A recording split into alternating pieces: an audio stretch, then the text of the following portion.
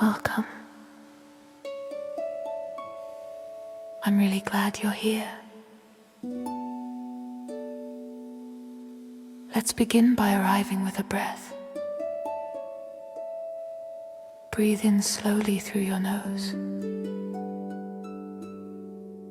Feel your lungs fill, calming, steady.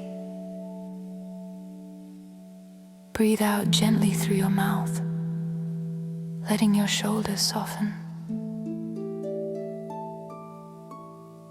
There is no urgency here. This is a space for kindness. After divorce, many people find their minds returning again and again to one painful question. What did I do wrong? You may replay conversations, moments, decisions. You may feel guilt for what you did or didn't do. Shame for not knowing sooner. Self-blame for staying too long or leaving too late. If this is happening, I want you to hear this gently. This questioning is not clarity. It is self-protection turned inward.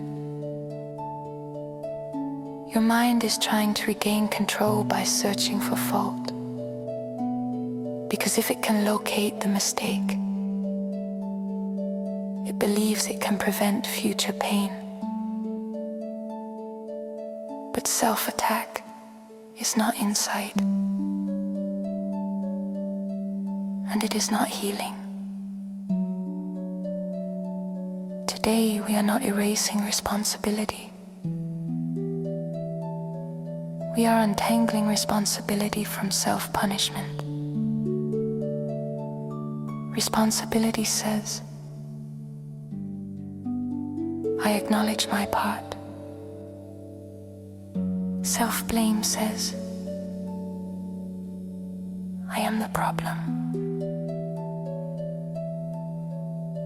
Those are not the same thing. You can learn from your choices without turning yourself into the villain of the story. Let's gently ground yourself.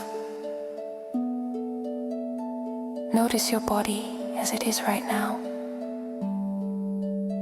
If you feel tension, see if you can soften around it.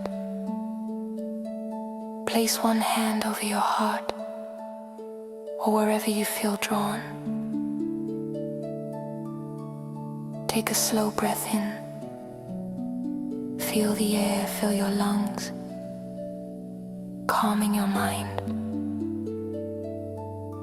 Now take a long, steady breath out. Let the exhale carry a message of gentleness. I invite you into a compassionate reframe in your mind. Consider this possibility. You made the best decisions you could with the awareness, tools, and emotional capacity you had at the time. That does not mean every decision was perfect. It means they were human. Growth doesn't happen by being flawless. It happens by being honest. Let's move into a gentle forgiveness practice. Bring to mind a version of yourself from an earlier moment in this marriage. Notice how they look, how they're trying, how much they want things to work. Instead of judging them, imagine placing a hand on their shoulder. Silently say, you were doing the best you could. You were learning. You were surviving. You are allowed to grow. Notice what shifts, even slightly. Forgiveness doesn't excuse harm. It releases the belief that punishment is required for healing.